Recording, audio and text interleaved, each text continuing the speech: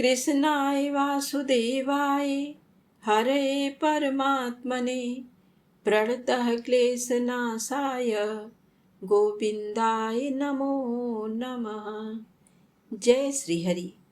आप सभी का हमारे YouTube चैनल पर हार्दिक स्वागत है। प्रिय भक्तजनों, आज आप सुनेंगे श्री जगन्नाथ जी की बड़ी ही अद्भुत कथा। बनते बनते नष्ट हो जाता था श्री मंदिर, आखिर पुरी में कैसे स्थापित हुआ जगन्नाथ धाम। तो आइए इस कथा को शुरू करते हैं। इस कथा को प्रसन्न चित्त मन से, श्रद्धा भाव से पूरा अवश्य सुनिएगा। एक बार प्रेम से बोलें, श्री जगन्नाथ जी महाराज की जय हो। न भुजाएं न चरण, बड़ी बड़ी आंखें। पुरी के जगन्नाथ मंदिर में ईश्वर का स्वरूप ऐसा क्यों है? संस्कृतियों, त्योहारों और रहन सहन की विविधता वाले अपने देश में कुछ त्योहार और उनकी रीतियां ऐसी हैं जो कि विश्व प्रसिद्ध हैं। ओडिशा के पुरी धाम स्थित जगन्नाथ मंदिर की रथ यात्रा इसी तरह का एक वार्षिक अनुष्ठान है। आषाढ़ महीने में शुक्ल पक्ष की द्वितीया तिथि को पुरी के श्री मंदिर से भगवान जगन्नाथ की उनके भाई बहन के साथ रथ यात्रा निकलती है, जिसके साक्षी देश भर के श्रद्धालु ही नहीं बल्कि विदेशी भी बनते हैं। जगन्नाथ जी कौन हैं और किसके अवतार हैं, इसे लेकर विष्णु पुराण, नारद पुराण और हरिवंश पुराण में विस्तार से जिक्र होता है। इनमें भगवान विष्णु के कई नामों में से उनका एक नाम जगन्नाथ बताया गया है और जगत पालक के रूप में ही उनकी पूजा होती है। जगन्नाथ मंदिर में भगवान के जिस स्वरूप के दर्शन होते हैं वह द्वापर युग से जुड़ा हुआ है और इसकी कड़ियाँ कृष्ण कथा से जुड़ती हैं। एक दिन श्री कृष्ण की दो पत्नियां सत्यभामा और जाम्बवंती श्री कृष्ण की माँ रोहिणी से जिद करने लगी कि उन्हें कृष्ण बलराम की गोकुल, ब्रज और वृंदावन वाली कथाएं सुननी है। जाम्बवंती ने कहा कि यहाँ सभी श्री कृष्ण के बचपन की कहानियाँ खूब कहते सुनते हैं। वहीं सत्यभामा कहने लगी कि मैंने तो राधा की भी कहानियाँ सुनी हैं। मैंने रुक्मिणी दीदी से पूछा तो वह भी हंसकर टाल देती हैं। कोई हमें कुछ बताता ही नहीं है। ये सब सुनकर वसुदेव की पहली पत्नी और बलराम जी की माँ रोहिणी खूब हंसने लगी। पहले तो उन्होंने मना किया, लेकिन जब दोनों ही बहुएं बहुत जिद करने लगी तब उन्होंने कहा कि ठीक है, मैं तुम दोनों को कृष्ण की बाल लीला सुनाऊंगी, लेकिन ध्यान रहे कि ये कथा कृष्ण और बलराम के कानों में न पड़ जाए। अगर ऐसा हुआ तो दोनों ही इस कथा में इतना डूब जाएंगे कि फिर वे ब्रज की ओर ही चले जाएंगे। तब तुम सभी कुछ नहीं कर पाओगी। इस पर सत्यभामा प्रसन्न होते हुए बोली, आप चिंता न करें, मेरे पास एक योजना है। हम सभी एक दिन रैवतक पर्वत पर माँ अंबिका के पूजन के लिए चलेंगे। सुहागिन स्त्रियों के इस पूजन के लिए सभी इकट्ठा होंगी और इस तरह हमें एकांत भी मिल जाएगा। ऐसी योजना बनाकर द्वारिका के राजमहल की सभी बहुएं श्री कृष्ण की बाल कथा सुनने के दिन का इंतजार करने लगी। तय दिन पर सभी बहुएं रोहिणी माँ के साथ रैवतक पर्वत पर देवी अंबिका के मंदिर पहुंची। यहाँ उन्होंने सुभद्रा को बाहर पहरे पर बिठा दिया और फिर सभी रोहिणी माँ से कथा सुनने लगी। देवी रोहिणी ने देवकी और वसुदेव के विवाह से कथा का आरंभ किया। कंस द्वारा आकाशवाणी को सुनना, ऋषि की हत्या, नव दंपति को कारागार में डालना और देवकी के 6 पुत्रों की हत्या की घटना सुनकर सभी भावुक हो गईं। माता रोहिणी एक एक कर घटनाक्रम का वर्णन करती जा रही थी। फिर उन्होंने कृष्ण जन्म की कथा सुनाई। कहा कि एक काली रात में कान्हा ने बहन देवकी के गर्भ से जन्म लिया। इस दौरान वर्षा ऋतु का समय था और अपने पुत्र के प्राण बचाने के लिए स्वामी वसुदेव ने उफनती यमुना नदी को पार किया और कान्हा को गोकुल के पार पहुंचा दिया।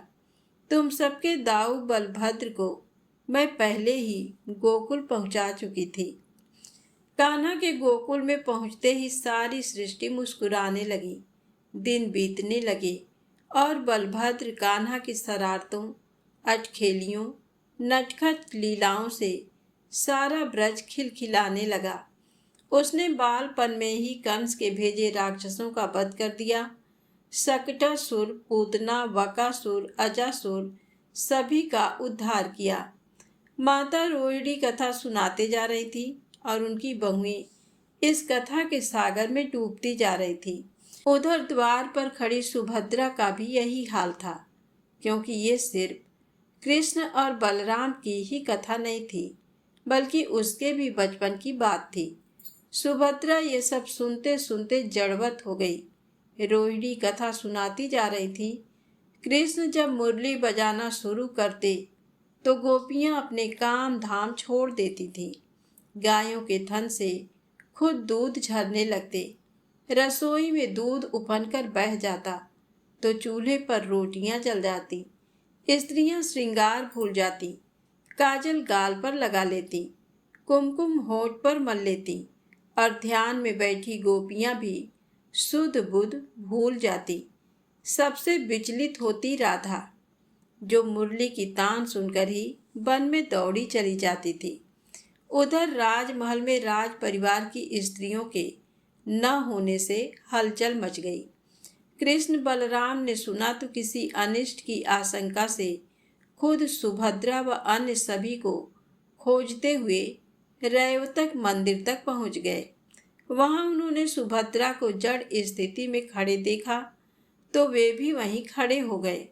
उधर माता रोहिणी अपनी कथा सुनाने में ही मग्न थीं। अपनी बाल कथाएं सुनते सुनते तीनों भाई बहन जड़वत हो गए। उनके अस्तित्व खोने लगे, नेत्र फैलने लगे, हाथ पैर लुप्त प्राय से लग रहे थे। ऐसा लगता था कि जैसे शरीर से कोई धारा ही फूट पड़ी हो। बाल लीला का प्रसंग अंदर जारी था और इधर श्री कृष्ण अपने बड़े भाई और बहन के साथ परम लीला कर रहे थे। इतने में देव ऋषि नारद वहां पहुंचे। प्रभु को इस रूप में देखकर वह भी विह्वल हो गए। नारद मुनि के चेताने पर प्रभु अपने वास्तव में लौटे तो देवर्ष ने उनसे इसी स्वरूप में दर्शन की विनती की। कहने लगे कि प्रभु, मैंने जिस स्वरूप के दर्शन किए हैं, मैं चाहता हूँ कि धरती लोक में चिरकाल तक आपका इस स्वरूप में दर्शन हो। प्रभु ने कहा, देवर्षि, जैसा आपने कहा है वैसा ही होगा। कलिकाल में इसी रूप में नीलांचल क्षेत्र में अपना स्वरूप प्रकट करूँगा। आपने जिस बाल भाव वाले रूप में मुझे अंगहीन देखा है, तब मेरा वही विग्रह प्रकट होगा। मैं स्वयं अपने भक्तों को दर्शन देने के लिए उनके बीच जाऊंगा। अपने भाई बहन के साथ मेरा ये स्वरूप जगन्नाथ के नाम से जाना जाएगा। श्री कृष्ण के दिव्य वाक्यों के अनुसार कलयुग में उसी दिव्य स्वरूप के विग्रह ने प्रकट होकर जगन्नाथ प्रभु के रूप में भक्तों को दर्शन दिया। रथ यात्रा के स्वरूप में भगवान जगन्नाथ अपने भाई बलभद्र व बहन सुभद्रा के साथ भक्तों के बीच आते हैं। उनके हाथ पैर नहीं हैं, केवल आंखें ही आंखें हैं, ताकि वे अपने भक्तों को जी भरकर देख सकें। ओडिशा के पुरी में हर साल निकलने वाली रथ यात्रा जितनी प्रसिद्ध है, उससे भी कहीं अधिक रोचक है यहाँ श्री मंदिर का इतिहास और उसमें भगवान जगन्नाथ के विराजने की कथा। पुरी का यह क्षेत्र पुराणों में सप्तपुरियों में से एक है, जिसे स्कंद पुराण में पुरुषोत्तम क्षेत्र, धरती का बैकुंठ, तीर्थ और श्री कृष्ण के शरीर के नील मेघ श्याम रंग के कारण नीलांचल कहा जाता है। माना जाता है कि जगन्नाथ भगवान स्वयं ही श्री कृष्ण हैं। द्वापर युग में जब उनके जन्म का उद्देश्य पूरा हो गया तो वह अपने गोलोक धाम वापस चले गए, लेकिन पृथ्वी ने उनसे किसी न किसी रूप में यहीं निवास करने की प्रार्थना की। तब भगवान ने समय आने पर उनकी इच्छा पूरी होने का वचन दिया। अपने प्रिय भक्तों की बात सुनने वाले भगवान उत्तर में बद्री विशाल के रूप में विराजमान हैं। दक्षिण में उनके श्रीनिवास तिरुपति और गुरुवयूर नाम से धाम स्थापित हैं। द्वारिका में वह द्वारिकाधीश हैं और मथुरा वृंदावन में उनकी बांके बिहारी वाली छवि दर्शनीय है। इसी क्रम में उनका दिव्य विग्रह पुरी के जगन्नाथ मंदिर में स्थापित है, जो अब उड़ीसा प्रांत में है। भगवान का ये श्री मंदिर यहाँ कैसे बना और विग्रह भी कैसे स्थापित हुआ, इसकी एक बड़ी ही रोचक कथा है। द्वापर युग में जब माता रोहिणी से अपने बालपन की कथा सुनकर श्री कृष्ण बलभद्र और सुभद्रा जड़वत हो गए थे, तब देवर्षि नारद ने सबसे पहले उनके इस स्वरूप के दर्शन किए थे। उन्होंने भगवान से पूछा कि ये आपका कौन सा रूप है और मुझे भविष्य में किसी अद्भुत घटना के घटने का अनुभव क्यों हो रहा है। मैं आपके इस भाई बहन वाले स्वरूप के फिर से दर्शन करना चाहता हूँ। तब श्री कृष्ण ने कहा था, मेरा ये स्वरूप कलयुग में प्रकट होगा और मैं अपने ही एक खास नाम नील माधव के रूप में जाना जाऊंगा। नील माधव श्री कृष्ण का ही एक नाम है। महाभारत के युद्ध समाप्ति के 55 वर्ष बाद द्वारिका में भी आपसी संघर्ष हुआ और सारा यदुवंश समाप्त हो गया। एक दिन श्री कृष्ण वन में लेटे हुए थे कि इसी दौरान एक बहेलिये ने उनके पांव में तीर मार दिया। श्री कृष्ण के इस धारा से जाते ही युग परिवर्तन हो गया और कलयुग की शुरुआत हुई। इसी कलयुग में तब के मालव क्षेत्र में एक राजा थे, इंद्रद्युम्न। वह श्री कृष्ण के भक्त थे और प्रजा का पालक भी। उनके राज्य में कोई भी कमी नहीं थी। राजा की पत्नी गुंडिचा राजा की ही तरह प्रजा पालक थी और उन्हें संतान जैसा ही स्नेह करती थी। राजा का नियम था कि वह अपने दिन की शुरुआत कृष्ण पूजा से करते थे और फिर राज दरबार के काम पूरे कर जब सोने जाते तो उससे पहले श्री कृष्ण को सुलाकर तब सोते। इसी तरह एक रात राजा ने स्वप्न में देखा कि वह एक सरोवर के किनारे बैठे ध्यान कर रहे हैं। वातावरण बहुत ही सुंदर है। इतने में एक कौवा कांव कांव करते हुए शोर मचाते हुए वहां आया, जिसकी आवाज सुनकर राजा का ध्यान भंग हुआ। राजा ने देखा कि प्यासे कौवे ने जैसे ही सरोवर का जल पिया, उसके प्रभाव से वह एक दिव्य पुरुष में बदल गया।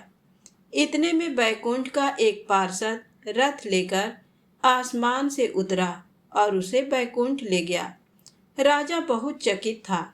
उसने इधर उधर नजर दौड़ाई तो सामने एक गुफा नजर आई, जिसके मुहाने से नीला प्रकाश निकल रहा था।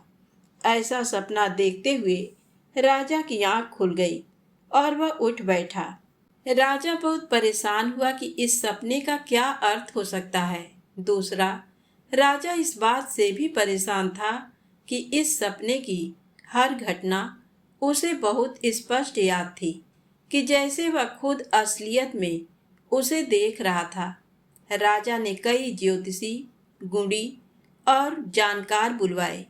राज्य के सर्वश्रेष्ठ चित्रकारों को भी बुलवाया गया, जो कि राजा के सपने की घटना के अनुसार चित्र बना सके और अगर वह स्थान वाकई में है तो उसे पहचाना जा सके। कई दिनों की खोजबीन और शोध के बाद एक ज्योतिषी ने कहा कि पुराणों में ऐसे एक स्थान का वर्णन है जहाँ दिव्य सरोवर है और पवित्र गुफा भी है। इसे नीलांजन क्षेत्र कहा जाता रहा है, लेकिन समय के साथ वह क्षेत्र विलुप्त है। हो सकता है कि श्री कृष्ण आपको आदेश दे रहे हैं कि उस क्षेत्र को खोजकर सबके सामने लाया जाए, ताकि सभी उसका लाभ ले सकें और लोक कल्याण हो सके। राजा को ज्योतिषी की बात सही लगी। उसने उसी दिन श्री कृष्ण के अखंड व्रत का संकल्प लिया और आसन, सैया, पलंग का त्याग कर दिया। राजा का प्रण था कि जब तक श्री कृष्ण उसे संकेत नहीं देंगे, तब तक वह अपना प्रण नहीं छोड़ेगा। इसी तरह एक दिन ध्यान करते हुए राजन को समुद्र तट दिखाई दिया।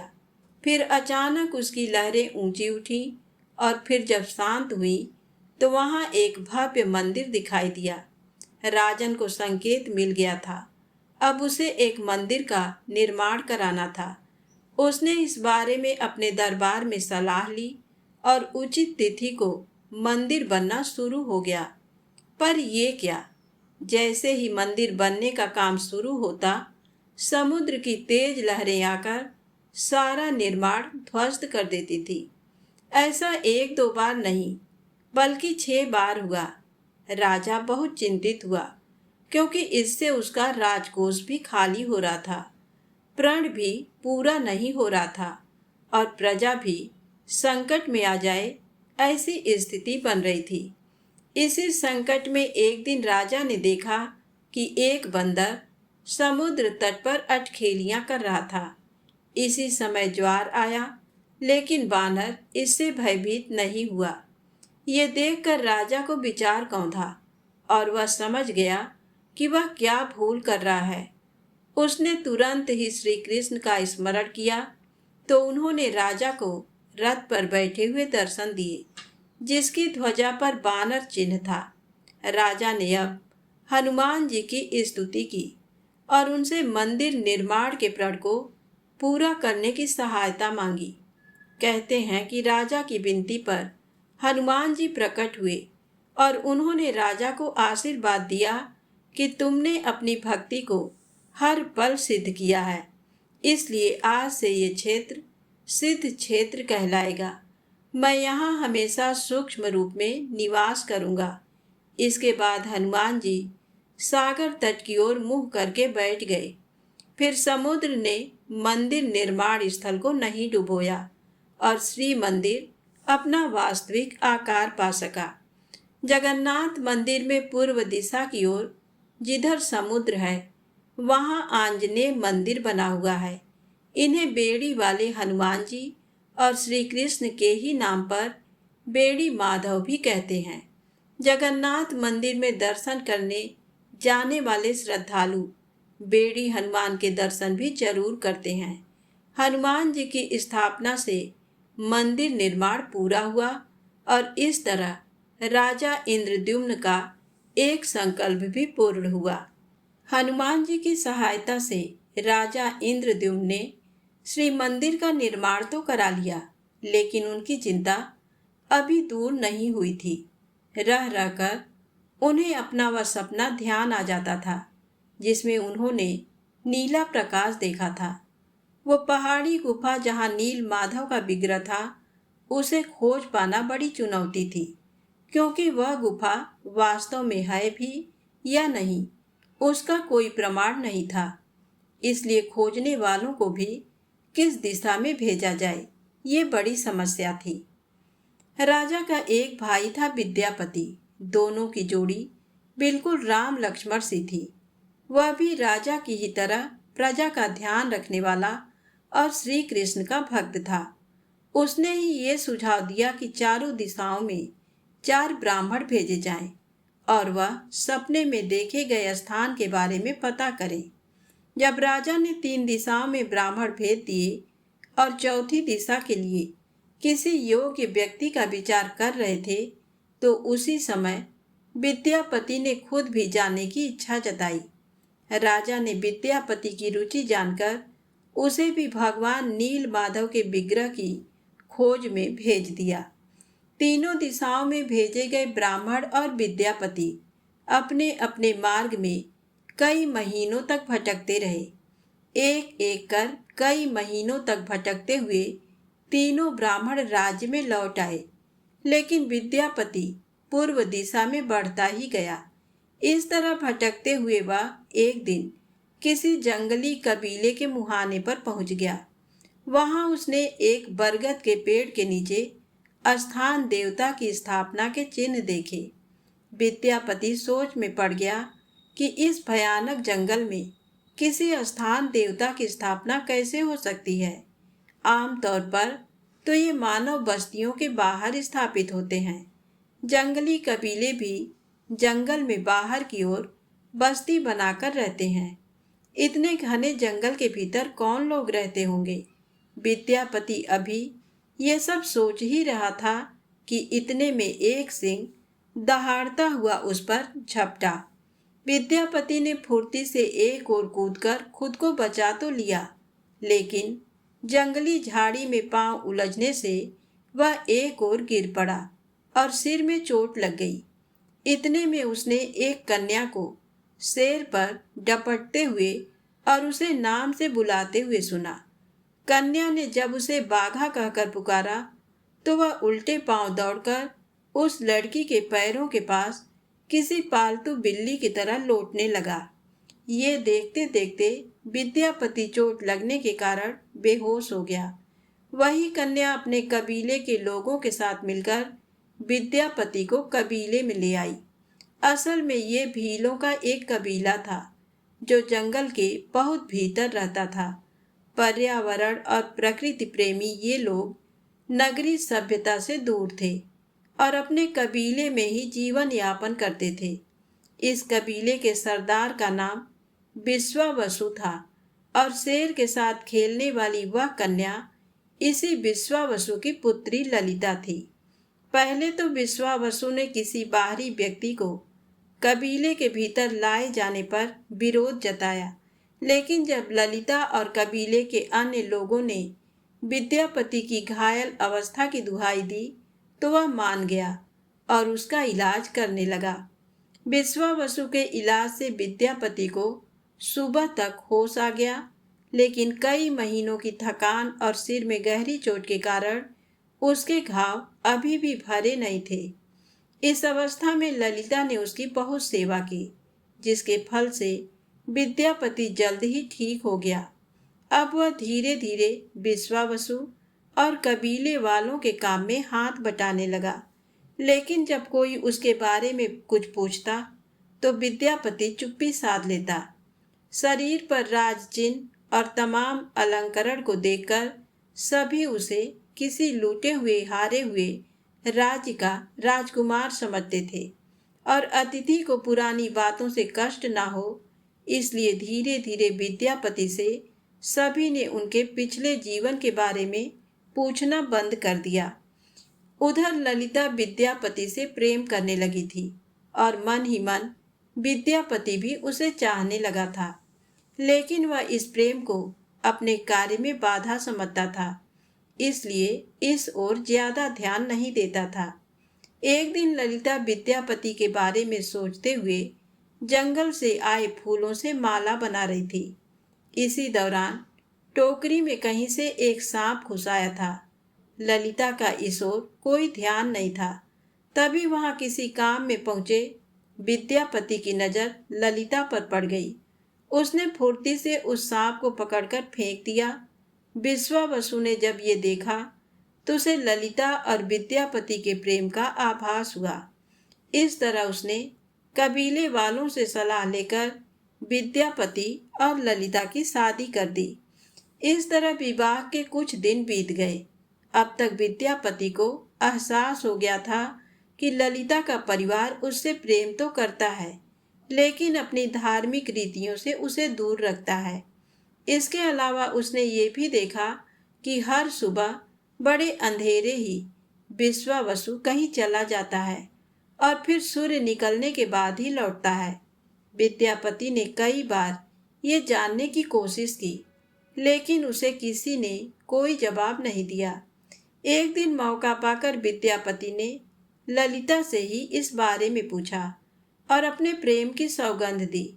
विद्यापति इसलिए भी ये जानने के लिए उत्सुक था क्योंकि उसने एक दिन विश्वावसु को नील माधव का जाप करते सुन लिया था। उधर धर्म संकट में फंसी ललिता अपने पिता के पास पहुंची और विद्यापति को सुबह की गुप्त पूजा के बारे में बताने को कहा। पहले तो विश्वावसु ने इसके लिए मना कर दिया, लेकिन जब ललिता ने ये कहा कि आपकी मेरे अलावा कोई संतान नहीं है और आपके बाद ये रीति मुझे और मेरे पति को करनी होगी, तो इस तर्क के आगे विश्वावसु हार गया। उसने विद्यापति को सब बताने का निश्चय किया, लेकिन एक शर्त भी रखी। विश्वावसु ने कहा कि तुम हमारे कबीले और परिवार वालों में से नहीं हो, बाहरी हो, इसलिए मैं सिर्फ तुम्हें गुफा ले जाकर नील माधव के दर्शन करा दूंगा, लेकिन तुम्हें वहां तक आंख पर पट्टी बांधकर चलना होगा। विद्यापति ने ये शर्त मान ली। अगली सुबह विश्वावसु और विद्यापति गुफा की ओर चले। विद्यापति की आंखों पर पट्टी बंधी थी, लेकिन उसने चालाकी की। रास्ते में चलते हुए जगह जगह सरसों के बीज बिखेरता चला गया और इस तरह दोनों गुफा में पहुंच गए। गुफा में पहुंचकर विद्यापति ने जब आंखों से पट्टी हटाई तो नीले प्रकाश से उसकी आंखें चौंधिया गई। ये वैसा ही प्रकाश था जैसा कि उसके भाई राजा इंद्रद्युम्न ने सपने में देखा था। उसे देखते ही विद्यापति भाव विह्वल हो गया और उसे विग्रह के नीले प्रकाश के बीच नील माधव, जो कि विष्णु स्वरूप था, भगवान के दर्शन हुए। दर्शन करके विश्वावसु और विद्यापति लौट आए। विद्यापति की खोज पूरी हो चुकी थी। नील माधव का विग्रह मिल चुका था और उस गुफा के बाहर ही एक सरोवर भी था, जैसा कि सपने में दिखाई दिया था। इस घटना को कुछ महीने और बीत गए। वर्षा ऋतु आ गई। एक दिन विद्यापति ने देखा कि उसके सरसों के बीज से अब अंकुर फूट गए हैं और गुफा के मार्ग पर सरसों के पौधों की एक रेखा बन गई थी। विद्यापति उसी रेखा के सहारे गुफा तक पहुंच गया और भगवान नील माधव के विग्रह को उठा लाया। यहाँ से विद्यापति सीधे अपने राज्य पहुंचा और भाई को विग्रह के दर्शन कराए। नीले प्रकाश को देखकर राजा पहचान गया कि ये वही विग्रह है जिसके दर्शन सपने में हुए थे। पुरी का मंदिर जो कि बनकर तैयार था, वहां अब विग्रह स्थापना की तैयारियां चलने लगी। पुरी के श्री मंदिर में विग्रह की स्थापना की तैयारियां हो रही थी। राजा ने सोचा कि सभी लोगों को नील माधव के दर्शन होने चाहिए, इसलिए उसने स्थापना से पहले लोगों में मुनादी करवा दी कि वह भगवान नील माधव के दर्शन कर लें। सारा नगर उमड़ आया, लेकिन नील माधव का नीला प्रकाश इतना तेज था कि कोई उसे थोड़ा सा भी देख न सका। राजा बहुत दुखी हुआ कि अगर मंदिर में विग्रह की स्थापना कर भी दी, तब भी कोई इसके दर्शन नहीं कर पाएगा। अब वह एक बार फिर भगवान की शरण में था कि वह उसे कोई मार्ग दिखाएं। तब इस बार भगवान नीलमाधव ने उन्हें खुद स्वप्न में दर्शन दिए और कहा, इस मंदिर में मेरी अलौकिक प्रतिमा की स्थापना करो। कल सागर तट पर तुम्हें एक लकड़ी का कुंदा बहता मिलेगा, उसे ले आना। इसी से मेरा मंदिर विग्रह बनेगा। राजा अपने परिवार के साथ समुद्र तट पर पहुंचा तो उसे वहां एक लकड़ी का बड़ा कुंदा तट पर तैरता मिला। राजा ने सैनिकों को उसे खींच लाने का आदेश दिया, लेकिन कुंदा अपनी जगह से हिला भी नहीं। राज परिवार ने भी प्रयास किया, लेकिन सब असफल। तब राजा ने हनुमान जी को याद किया और उनसे कुंदा ले चलने की प्रार्थना की। हनुमान जी ने कहा, ये कुंदा राज परिवार के पाप के बोझ तले दबा है, ऐसे नहीं हिलेगा। पहले अपने पाप का प्रायश्चित करो। राजा बहुत सोचने विचारने लगा कि आखिर ऐसा क्या पाप हो गया जो कि मंदिर निर्माण में बाधा बन रहा है। लेकिन हनुमान जी की बात छोटे भाई विद्यापति की समझ में आ गई। वह इस विग्रह को चोरी से लाया था। उससे भी बड़ा विश्वासघात उसने पत्नी से किया था। उसने राजा से सारा सच बताया। राजा ने उससे कहा कि ये तो वाकई पाप है। अगर इस तरह श्री मंदिर बन भी जाता तब हम इसके पुण्य के भागी नहीं थे। उन्होंने विद्यापति से जल्दी ही भील कबीले की ओर ले चलने के लिए कहा और कहा कि विश्वावसु से मैं खुद क्षमा याचना करूंगा और तुम्हारी पत्नी को राज परिवार की बहू के रूप में स्वीकार कर सम्मान के साथ लेकर आऊंगा। यह सुनकर विद्यापति के हृदय का भार हल्का हुआ और वह सभी उसी भील कबीले में पहुंचे। राजा ने विश्वावसु को समझाया और पुरी के मंदिर के रूप में अपने सपने की सारी कथा सुनाई। तब विश्वावसु ने कहा कि हमने अपने पूर्वजों से हमेशा ही सुना है कि ये विग्रह धरोहर के रूप में ही हमारे पास है।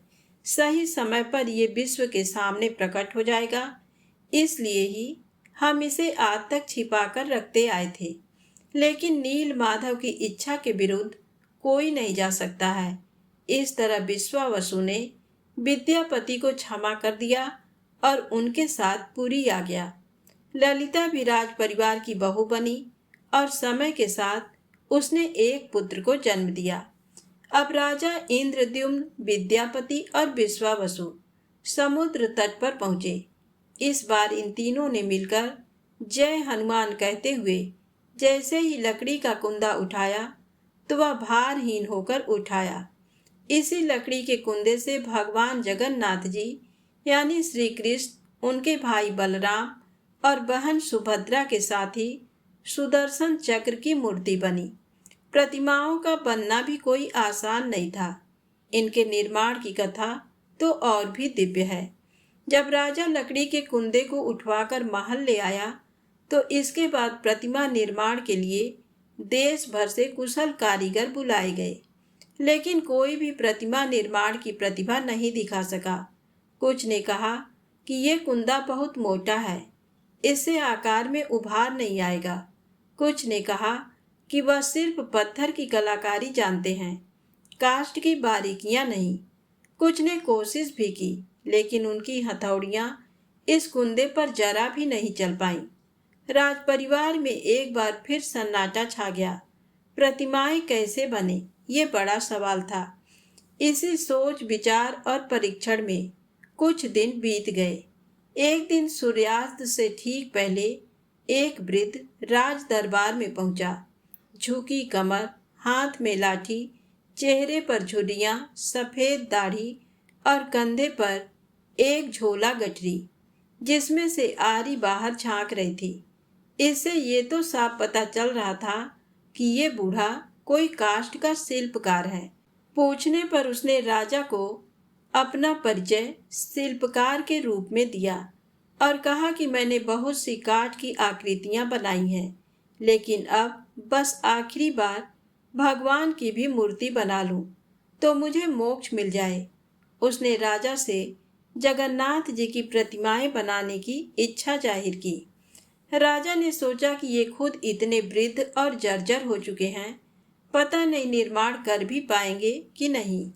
इसलिए राजा ने टालने की गरज से कह दिया कि ठीक है, आप प्रतिमा बनाना चाहते हैं तो पहले आपको परीक्षा देनी होगी।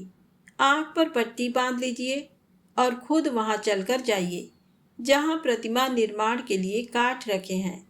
बूढ़े शिल्पी ने बात मान ली और पट्टी बांधकर उसी कमरे की ओर चला जहां लकड़ी का वह कुंदा रखा हुआ था। चौखट पर रुककर बूढ़े शिल्पी ने कहा कि ये वही कक्ष है ना, इसमें ही तो रखा है लकड़ी का कुंदा। राजा और विद्यापति सोच में पड़ गए। विद्यापति ने कहा कि आप सही जगह पहुंचे हैं, लेकिन आपने कैसे जाना? तब शिल्पी ने कहा कि समुद्र में भीगी हुई लकड़ी की अलग ही महक होती है, जो आपके लकड़ी के दरवाजों खिड़कियों किसी में से नहीं आ रही है। राजा उसकी उस बौद्धिक क्षमता का कायल हो गया। लेकिन अब की बार विश्वावसु ने पूछा कि कुंदे से कितनी प्रतिमाएं बनेंगी? तब शिल्पी ने कहा कि इस कुंदे से 4 प्रतिमाएं बनेंगी। एक तो जगन्नाथ जी नाम के अनुसार ही नीले काले बादलों के रंग के, दूसरी सुभद्रा जो कि हल्दी चंदन की तरह पीले रंग की होगी, और तीसरी प्रतिमा बलभद्र की, जो न्याय की तरह शुद्ध सफेद होंगे। इसके अलावा चौथा सुदर्शन चक्र, जो कि प्रभु का अस्त्र, उनकी शोभा और काल चक्र का प्रतीक भी बनेगा। यह सुनकर राजा बहुत खुश हुआ और उसने उस शिल्पी को प्रतिमा बनाने की आज्ञा दे दी। प्रतिमा बनाने की आज्ञा मिलते ही अब उस शिल्पी ने अपनी भी शर्तें बताईं। उसने कहा कि मैं आज बल्कि अभी से प्रतिमा निर्माण शुरू करूंगा और ये प्रतिमाएं मैं 21 दिन में बना दूंगा। मेरी शर्त यह है कि इस 21 दिन की अवधि के दौरान ये निर्माण कक्ष पूरी तरह बंद रहेगा। कोई भी जरा भी विघ्न नहीं डालेगा। अगर किसी ने निर्माण के बीच में इस कक्ष को खोल दिया तो मैं यहाँ से चला जाऊंगा। फिर ये प्रतिमाएं अधूरी रह जाएंगी और इन्हें अधूरी ही स्थापित करनी होगी। राजा पहले ही शिल्पी की दिव्यता से प्रभावित था, इसलिए उसने ये सारी शर्तें मान ली। प्रतिमा का निर्माण कार्य शुरू हो गया। कक्ष बंद था, लेकिन उसमें से दिन रात छेनी चलने, हथौड़ी पीटने की आवाज आती थी। वृद्ध शिल्पी बिना कुछ खाए पिए लगातार काम कर रहा था। इधर रानी गुंडिचा उस वृद्ध के लिए सोच सोच कर परेशान होती थी कि ये इतने बुजुर्ग हैं, 10 दिन से कुछ नहीं खाया, कहीं उन्हें कुछ हो न जाए। उनका मन शंकाओं से घिर जाता था, लेकिन फिर वह खुद को किसी तरह रोक लेती थी। इस तरह 15 दिन बीत गए। एक रात अचानक आवाज आनी बंद हो गई। रानी चिंतित हुई। उन्होंने अगले दिन इंतजार किया। राजा से भी चिंता जताई तो राजा ने कहा कि अभी 16वां दिन ही बीता है। मैं शिल्पी को 21 दिन का वचन दे चुका हूँ, इसलिए तब तक इंतजार करते हैं। रानी उस समय तो मान गई, लेकिन जब अगले दिन भी कक्ष से कोई आवाज नहीं आई तो उनसे रहा नहीं गया और रानी ने किवाड़ खोल दिए। अब जब उन्होंने अंदर देखा तो वहाँ कोई नहीं था। थी तो सिर्फ जगन्नाथ, सुभद्रा और बलभद्र की अधूरी बनी मूर्तियाँ।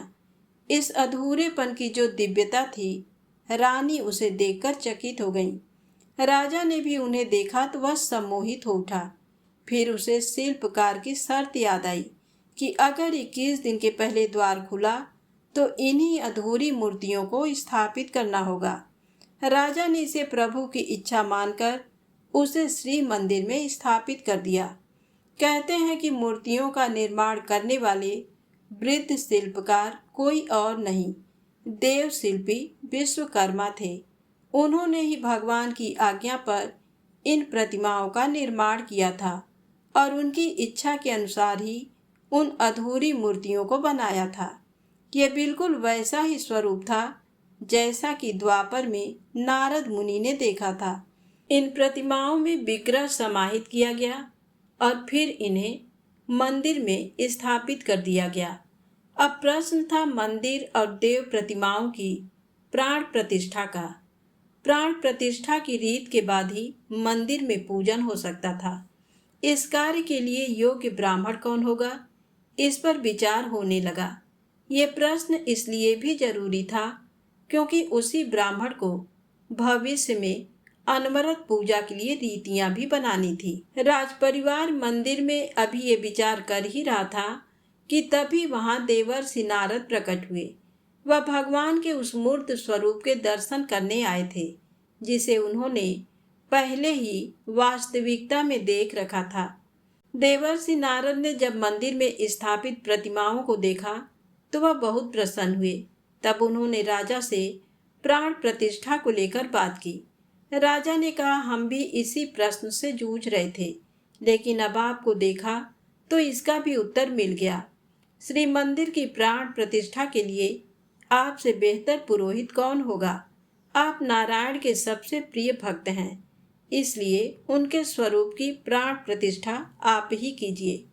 देवर्षि नारद ने कहा कि जब पिता मौजूद हों तो पुत्र सबसे अच्छा कैसे हो सकता है। इस विग्रह की प्राण प्रतिष्ठा तो ब्रह्मा जी को ही करनी चाहिए। आप मेरे साथ चलिए और उन्हें आमंत्रण दीजिए, वह जरूर आएंगे। राजा इसके लिए सहर्ष तैयार हो गए और तुरंत बोल पड़े कि चलिए देवर्षि, मैं अभी आपके साथ चलता हूँ।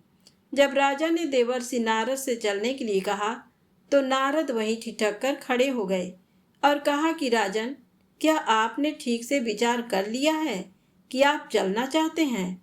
राजा ने कहा, इसमें विचार का प्रश्न कैसा, अब तो श्री मंदिर की स्थापना का अंतिम पड़ाव है, प्राण प्रतिष्ठा होनी है, फिर मैं संन्यास धारण कर लूंगा। तब देवर्षि नारद ने कहा कि सन्यासी तो आप खुद हो जाएंगे, लेकिन ब्रह्मलोक चलने से पहले अपने परिवार से आखिरी बार मिल तो लीजिए। आखिरी बार, ये शब्द सुनकर रानी गुंडिचा असहज हो गईं। राजा भी कुछ समझ नहीं पाए।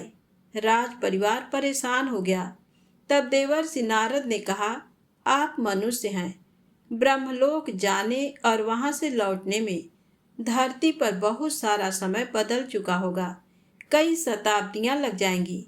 जब आप लौटेंगे तो न आपका राज परिवार रहेगा और ना ही ये राज्य, सगे संबंधी भी जीवित नहीं रहेंगे। पूरी नीलांचल क्षेत्र में किसी और राजा का शासन रहेगा। आप ब्रह्मदेव को लेकर लौटेंगे तो शायद ही आप इस क्षेत्र को पहचान पाएं। अब राजा के लिए नई परेशानी सामने थी। वह मृत्यु से तो नहीं डरते थे, लेकिन उन्हें इस बात की चिंता थी कि श्री मंदिर की स्थापना नहीं हुई और जब तक ब्रह्मदेव को लेकर लौटें तब तक ये न जाने किस हाल में हो। देवर्षि नारद ने उनकी इस चिंता को भांपते हुए कहा कि आप ब्रह्मलोक चलने से पहले राज्य में 100 कुएं, जलाशय और यात्रियों के लिए सराय बनवा दें। इसके साथ ही 100 यज्ञ करवाकर पुरी के इस क्षेत्र को पवित्र मंत्रों से बांध दें। इससे राज्य में कीर्ति रहेगी और पुरी क्षेत्र सुरक्षित रहेगा। राजा ने ये सारे कार्य करवा लिए और फिर चलने के लिए तैयार हो गए। तब रानी गुंडिचा ने कहा कि जब तक आप लौटकर नहीं आते मैं प्राणायाम के जरिए समाधि में रहूंगी और तप करूंगी। विद्यापति और ललिता ने कहा कि हम रानी की सेवा करते रहेंगे। राजा ने विद्यापति से राज संभालने के लिए कहा, लेकिन उन्होंने राजगद्दी पर बैठने से इनकार कर दिया और कहा कि मैं रानी माँ की सेवा करते हुए ही राज्य का संरक्षण करता रहूंगा। ये सारे प्रबंध करने के बाद राजा देवर्षि नारद के साथ ब्रह्मलोक पहुंचे और ब्रह्मा जी से श्री मंदिर की प्राण प्रतिष्ठा के लिए आग्रह किया। ब्रह्मदेव ने राजा की बात मान ली और उनके साथ उत्कल के श्री क्षेत्र पहुंचे। जब वे सभी वापस धरती पर लौटे तो तब तक कई सदियां बीत चुकी थीं। अब पुरी में किसी और का शासन था। राजा के सभी परिजनों की मृत्यु हो चुकी थी, बल्कि उनके सभी संबंधियों की पीढ़ियों में कोई नहीं बचा था। इस दौरान श्री मंदिर भी समय की परतों के साथ रेत के नीचे दब गया था और सदियों तक रेत में ही रहा था। जब राजा ब्रह्मलोक को गए थे तब इसी दौरान पुरी में एक और राजा हुआ, गालू माधव। एक दिन समुद्री तूफान आया और इसके कारण सागर किनारे बने श्री मंदिर का शिखर रेत से बाहर निकल आया। राजा गालू माधव ने खुदाई कराना शुरू किया तो उन्हें रेत के नीचे दबा हुआ मंदिर मिल गया। राजा ने उस पर खुद का अधिकार समझा और मंदिर स्थापना की तैयारी करने लगे। इसी दौरान राजा इंद्रद्युम्न ब्रह्मदेव को लेकर आ गए। वह जब मंदिर के द्वार से प्रवेश करने लगे तो नए राजा के पहरेदारों ने उन्हें रोक दिया और परिचय पूछा। इंद्रद्युम्न ने अपना परिचय पुरी के राजा के रूप में दिया और साथ ही मंदिर निर्माण की बात भी कही। ये सुनकर नए राजा के सेनापति आग बबूला हो गए। उन्होंने समझा कि कोई उनके राजा को चुनौती दे रहा है, तो इसलिए उन्होंने पूर्व राजा को बंदी बना लिया और दरबार में पेश किया। राजा गालू माधव ने उनसे कहा कि पूरी क्षेत्र का राजा मैं हूँ और इस मंदिर को मैंने बनवाया है। आप इस पर अपना दावा कैसे कर रहे हैं? तब राजा ने कहा कि आपने इस भूमिगत मंदिर को बाहर निकलवाया है। ये कार्य भी मंदिर बनवाने से कम नहीं। लेकिन सदियों पहले इसका निर्माण मैंने नील माधव की आज्ञा और हनुमान जी की सहायता से करवाया था। फिर राजन ने पहले की घटी सभी घटनाओं और ब्रह्मा जी के साथ आने की बात भी बताई। राजा गालु माधव भी कृष्ण भक्त थे, लेकिन अभी भी इंद्रद्युम्न की बात पर भरोसा नहीं कर पा रहे थे। तब हनुमान जी खुद एक संत के वेश में आए। उन्होंने राजा गालु माधव से कहा कि अगर ये राजा सत्य बोल रहे हैं तो इन्हें मंदिर के गर्भगृह का द्वार खोजने के लिए कहो। गालु माधव ने ऐसा ही किया और राजा इंद्रद्युम्न, जिन्होंने इस मंदिर को बनवाया ही था, उन्होंने सहजता से रेत में दबे मंदिर के गर्भगृह का मार्ग खोज लिया, जो कि गालु माधव के सैनिक और कारीगर अभी तक नहीं कर पाए थे। मंदिर का गर्भगृह सामने आते ही चारों ओर नील माधव का नीला प्रकाश फैल गया और मंदिर अपनी पूर्णता के साथ सामने आ गया। इधर रानी गुंडिचा को भी अपने पति के लौट आने का एहसास हुआ तो वह समाधि से उठी। जब उन्होंने आंखें खोली तो सामने एक युवा दंपति हाथ जोड़े खड़ा था। रानी ने उनका परिचय पूछते हुए कहा, क्या तुम विद्यापति और ललिता के बेटे बहू हो? तब सामने खड़े दंपति ने कहा कि नहीं, वे तो हमारे बहुत पुराने पूर्वज थे। हम कई पीढ़ियों से आपको माई मानकर पूजते आ रहे हैं। ये हमारे कुल की बहुत पुरानी परंपरा है। आप हमारे लिए देवी हैं और हम ये मानते हैं कि आपकी ही वजह से पूरी क्षेत्र में कभी कोई आपदा नहीं आई। तब रानी गुंडिचा ने कहा, नहीं पुत्रों, मैं कोई देवी नहीं हूँ, लेकिन तुम्हारी पूर्वज जरूर हो। तुम मुझे सागर तट पर श्री मंदिर ले चलो। तब उस नौजवान ने रानी गुंडिचा को रेत से दबे मंदिर के मिलने की जानकारी दी और उन्हें वहां ले गए। एक बार फिर राजा इंद्रद्युम्न और रानी का मिलन हुआ। रानी की बात सुनकर राजा गालु माधव को भी सभी बातों पर भरोसा हो गया। इसके अलावा उन्हें राजा के बनवाए 100 कुएं, जलाशय और सराय के भी अवशेष मिले, जिससे उन्हें राजा की कीर्ति का भान हुआ। गालु माधव ने खुद को राजा की शरण में सौंप दिया और उनसे कृष्ण भक्ति पाने की प्रार्थना की। अब सारी बातें सामने आने के बाद मंदिर की प्राण प्रतिष्ठा ही बाकी रह गई थी। ब्रह्मदेव ने एक यज्ञ कराकर रानी गुंडिचा और राजा इंद्रद्युम्न के हाथों जगन्नाथ भगवान की प्राण प्रतिष्ठा कराई। प्रतिष्ठा होते ही भगवान जगन्नाथ बहन सुभद्रा और भाई बलभद्र के साथ प्रकट हो गए। उन्होंने राजा को आशीष देकर उससे मनचाहे वर मांगने को कहा। राजा ने मांगा कि जिन सैनिकों श्रमिकों ने मंदिर के निर्माण और इसे फिर से रेत से निकाल लेने में श्रम किया, उन सभी पर अपनी कृपा बनाए रखना। जगन्नाथ भगवान ने कहा, और मांगो। तब राजा ने कहा, जब भी जगन्नाथ जी की कथा कही सुनी जाए तो आपके परम भक्त विश्वावसु, मेरे भाई विद्यापति और उसकी पत्नी ललिता का नाम जरूर लिया जाए। भगवान ने कहा, और मांगो। तब राजा ने कहा, इस कार्य के लिए मेरा साथ देते हुए रानी गुंडिचा ने अपने मातृत्व सुख को भी त्याग दिया। उसे भी अपने चरणों में विशेष स्थान दीजिएगा। तब भगवान ने कहा, और मांगो। राजा ने कहा, आपके इस मंदिर में दर्शन करने वाले सभी श्रद्धालुओं को धर्म पथ पर चलने का आशीर्वाद दीजिए। भगवान ने कहा, और मांगो राजन। तब राजा ने कहा कि और क्या मांगूं? बलभद्र ने कहा, तुमने जो कुछ मांगा है वह दूसरों के लिए मांगा है, क्या तुम्हें खुद के लिए कुछ नहीं चाहिए? राजा ने कहा, आप तीनों के साक्षात दर्शन के बाद मेरी कोई लालसा नहीं बची। तब भगवान मुस्कुराए और बोले, राजन, तुम्हारी इच्छानुसार सभी सेवकों श्रमिकों पर मेरी कृपा रहेगी। उनकी पीढ़ियां ही मंदिर के अलग अलग कार्यों में सेवा देंगी। विश्वावसु, ललिता और विद्यापति के वंशज ही मुख्य पुजारी होंगे। मंदिर से जुड़े कई विधान इन्हीं के द्वारा संपन्न होंगे। इसके बाद भगवान रानी गुंजिचा की ओर मुड़े और कहा, आपने तो माँ की तरह मेरी प्रतीक्षा की है। आप मेरी माता के जैसी हैं मौसी गुंजिचा। मैं वर्ष में एक बार आपसे मिलने जरूर आऊंगा।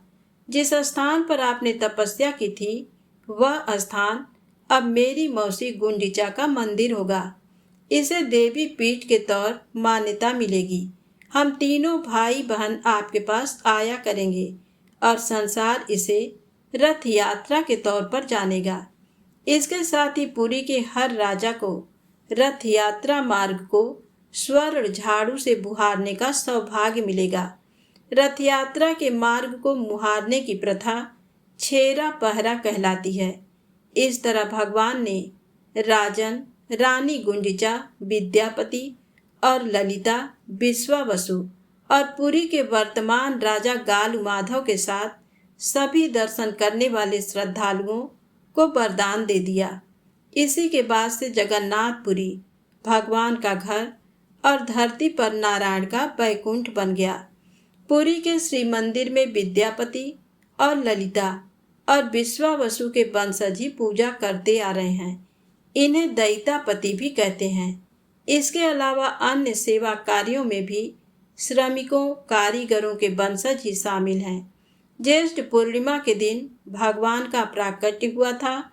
इसे उनके जन्म के तौर पर देखा जाता है और फिर 15 दिन के विश्राम के बाद उन्हें गर्भगृह से बाहर लाकर सभी को दर्शन कराए जाते हैं और रथ यात्रा निकाली जाती है।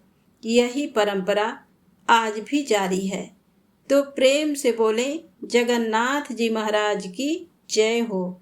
दोस्तों, यदि ये कथाएं आपको अच्छी लगें तो कमेंट्स में जगन्नाथ जी भगवान की जय अवश्य लिखें। अभी तक आपने चैनल को सब्सक्राइब नहीं किया है तो कृपया चैनल को सब्सक्राइब अवश्य करें। प्रेम से बोलें जगन्नाथ जी महाराज की जय हो।